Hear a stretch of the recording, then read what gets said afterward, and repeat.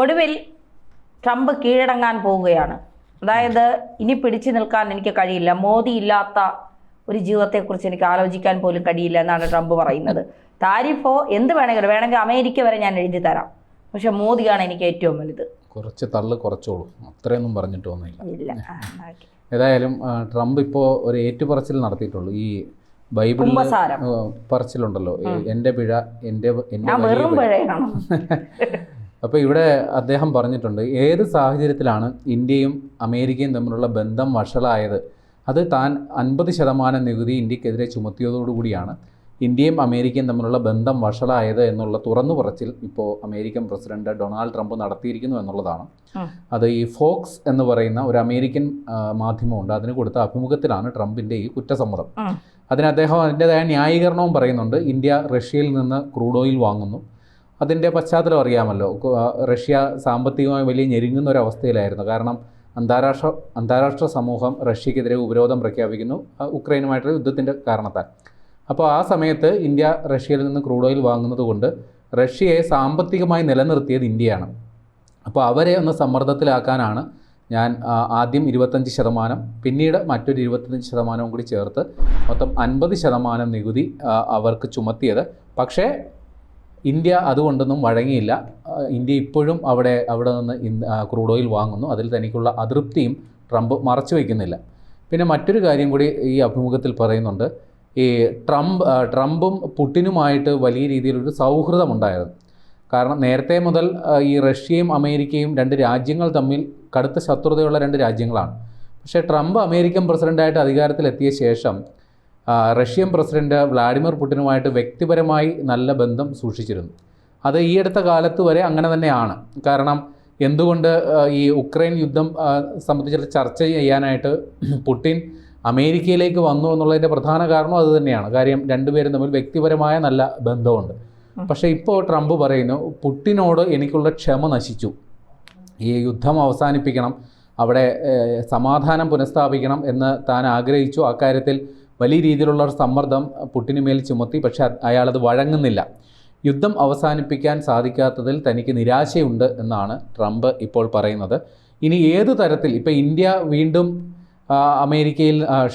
റഷ്യയിൽ നിന്ന് crude oil വാങ്ങുന്നുണ്ടല്ലോ. അപ്പോൾ ഏത് തരത്തിൽ ഇനി ഇന്ത്യക്കെതിരെ കൂടുതൽ പണിയും എന്നുള്ള കാര്യത്തിലും ട്രംപ് ഇപ്പോൾ നിലപാട് വ്യക്തമാക്കുന്നുണ്ട്. ബാങ്കുകൾക്കെതിരെ നടപടിയെടുക്കുക, അതോടൊപ്പം തന്നെ ഈ ഇന്ധനം വാങ്ങുന്നതിനും കടുത്ത നിയന്ത്രണം കൊണ്ടുവരിക. അപ്പോൾ അതിന് അമേരിക്ക മാത്രം വിചാരിച്ചിട്ട് കാര്യമില്ല, യൂറോപ്യൻ യൂണിയനും ഇതിൽ പങ്കാളികളാകണം. അങ്ങനെ യൂറോപ്യൻ യൂണിയനെ കൂടി പങ്കെടുപ്പിച്ചുകൊണ്ട് വലിയ രീതിയിലുള്ള പിടിച്ചുകെട്ടൽ അല്ലെങ്കിൽ സാമ്പത്തിക ഞെരുക്കം റഷ്യയ്ക്കും ഇന്ത്യക്കുമെതിരെ, അല്ലെങ്കിൽ റഷ്യയിൽ നിന്ന് ക്രൂഡ് ഓയിൽ വാങ്ങുന്ന ഏതൊക്കെ രാജ്യങ്ങളാണോ അവർക്കെതിരെ ഉണ്ടാകും എന്നുള്ളൊരു സൂചനയും ട്രംപ് ഇപ്പോൾ നൽകുന്നു. നമ്മൾ ഭയക്കേണ്ട സാഹചര്യം തന്നെയാണ്. കാര്യം നേരത്തെ തന്നെ ട്രംപ് ഇക്കാര്യത്തിലൊരു വെളിപ്പെടുത്തൽ നടത്തിയിരുന്നു. ഇന്ത്യക്കെതിരെ 2 ഘട്ടമായി താരിഫ് ചുമത്തി, കൂടുതൽ നടപടികൾ ഇന്ത്യക്കെതിരെ ഉണ്ടാകും. ഇപ്പോഴും ഇന്ത്യ ക്രൂഡ് ഓയിൽ റഷ്യയിൽ നിന്ന് വാങ്ങുന്നതിൽ തനിക്ക് കടുത്ത അതൃപ്തിയുണ്ട്, അതുകൊണ്ട് കൂടുതൽ നടപടി ഇന്ത്യക്കെതിരെ ഉണ്ടാകും എന്നുള്ള ഒരു സൂചനയാണ് ഇത്തരത്തിൽ അദ്ദേഹം ഇപ്പോൾ അന്ന് നൽകിയത്. അത് സംബന്ധിച്ചുള്ള കൃത്യമായൊരു വ്യക്തതയാണ് ഇപ്പോൾ തരുന്നത്. ഇപ്പോൾ ഇന്ത്യയെ സംബന്ധിച്ച് ഒരു നേരിയ സാധ്യത ഇപ്പോഴും ഉണ്ട്. അമേരിക്കയുമായി ഒരു വ്യാപാര കരാർ ഉണ്ടാക്കിയെടുക്കാം എന്നുള്ള തരത്തിൽ ഒരു നേരിയ സാധ്യത ഇപ്പോഴും അവശേഷിക്കുന്നു എന്നുള്ളതാണ് വാസ്തവം. ഇതിന് കാരണം പറയുന്നത്, ഇന്ത്യയിലെ അമേരിക്കൻ അംബാസഡറായിട്ട് നിയമിതനാകാൻ പോകുന്ന സെർജിയോ ഗോർ, ഇയാൾ ട്രംപിൻ്റെ ഏറ്റവും വിശ്വസ്തനായ അനുയായികളിൽ ഒന്നാണ്, അല്ലെങ്കിൽ ഈ നേതാക്കളിൽ. ഇപ്പോൾ അദ്ദേഹത്തിൻ്റെ ഈ അമേരിക്കൻ പ്രസിഡൻറ്റിൻ്റെ കാര്യാലയത്തിലെ ഒരു സെക്രട്ടറി കൂടിയാണ് ഇദ്ദേഹം. അപ്പോൾ അതുകൊണ്ട് തന്നെ ഈ സെർജിയോ ഗോർ പറയുന്നതിന് പ്രസക്തിയുണ്ട്. സെർജിയോ ഗോർ കഴിഞ്ഞ ദിവസം പറഞ്ഞത്, ഇന്ത്യയുമായിട്ടുള്ള വ്യാപാര കരാർ അല്ലെങ്കിൽ ഇന്ത്യയുമായിട്ടുള്ള പ്രശ്നങ്ങൾ അത് സുഗമമായി തന്നെ പരിഹരിക്കപ്പെടും എന്നാണ് അദ്ദേഹം പറഞ്ഞത്. അപ്പോൾ അദ്ദേഹം മറ്റൊരു സാധ്യത കൂടി പറഞ്ഞു. ഇപ്പോൾ റഷ്യയിൽ നിന്ന് ഇന്ത്യ വില കുറഞ്ഞ ക്രൂഡ് ഓയിൽ കിട്ടുന്നത് കൊണ്ടാണല്ലോ, അല്ലെങ്കിൽ ഇന്ത്യയിലെ മിഡിൽ ക്ലാസ്, അങ്ങനെ തന്നെയാണ് അദ്ദേഹം പറഞ്ഞത്, ഇന്ത്യയിലെ മധ്യവർഗ സമൂഹം വില കുറഞ്ഞത് ആഗ്രഹിക്കുന്നു.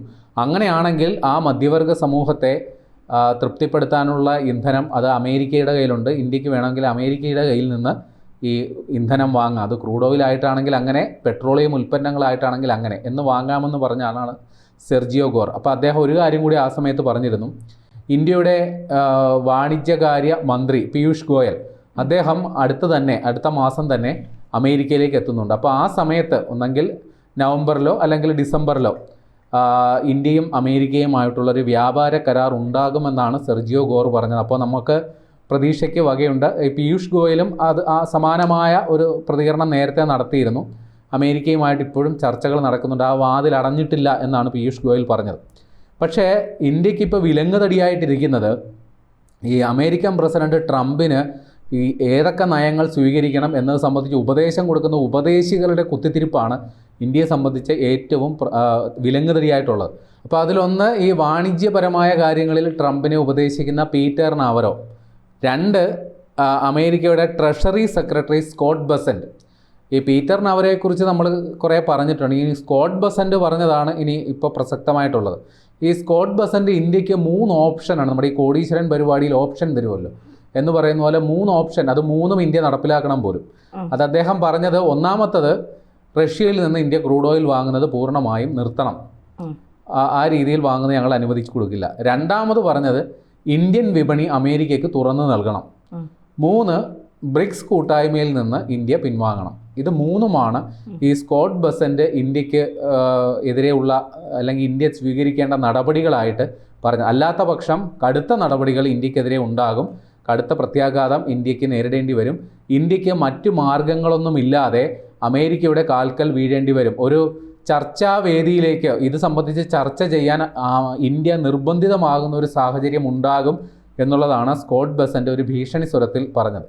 ഈ പീറ്റർ നാവറോ പറഞ്ഞത് കുറച്ചുകൂടി പരിഹാസ രൂപേണയാണ്. പീറ്റർ നാവറോ പറഞ്ഞത് പരിഹാസ രൂപേണയല്ല, അധിക്ഷേപ രൂപേണയാണ്. ഇന്ത്യയിലെ ബ്രാഹ്മണന്മാർ റഷ്യയിൽ നിന്ന് ക്രൂഡ് ഓയിൽ വാങ്ങി ലാഭം സമ്പാദിക്കുന്നു എന്നാണ് അദ്ദേഹം പറഞ്ഞത്. പിന്നെ ഇന്ത്യ അദ്ദേഹം വിശേഷിപ്പിച്ചത് താരിഫ് മഹാരാജ എന്നാണ്. അതായത് അമേരിക്കൻ ഉൽപ്പന്നങ്ങൾക്ക് ഇന്ത്യ ഭീമമായ നികുതി ചുമത്തുന്നു. അപ്പോൾ അത്തരത്തിൽ ഇന്ത്യക്കെതിരെ താരിഫ് മഹാരാജ എന്ന പ്രയോഗം വരെ നടത്തിയ ആളാണ് ഈ പറയുന്ന പീറ്റർ നാവറോ.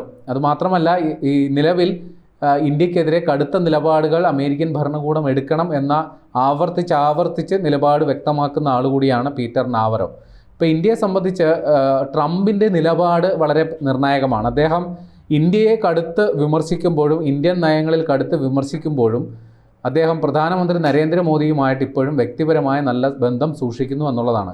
പ്രധാനമന്ത്രിയെ മഹാനായ പ്രധാനമന്ത്രി എന്നാണ് അദ്ദേഹം വിശേഷിപ്പിച്ചത്. അദ്ദേഹവുമായി ചർച്ച നടത്താൻ തനിക്ക് താല്പര്യമുണ്ട് എന്നും ട്രംപ് പറയുന്നു. പക്ഷേ ഇന്ത്യക്കെതിരെയുള്ള നിലപാടുകൾ അദ്ദേഹം കിട്ടുന്ന വേദികളിലെല്ലാം കടുപ്പിക്കുന്ന ഒരു നിലപാടുണ്ട്. അപ്പോൾ ഏത് നിലയിലേക്ക് ഇനി ട്രംപിൻ്റെ നിലപാടുകൾ മാറും എന്നുള്ളത് ഇന്ത്യ കൗതുകപൂർവ്വം നോക്കിയിരിക്കുകയാണ്. ഏതായാലും അമേരിക്കയുമായിട്ടുള്ളൊരു വ്യാപാര കരാർ അത് അടഞ്ഞ അധ്യായമല്ല എന്ന് തന്നെ തൽക്കാലം നമുക്ക് വിശ്വസിക്കാം.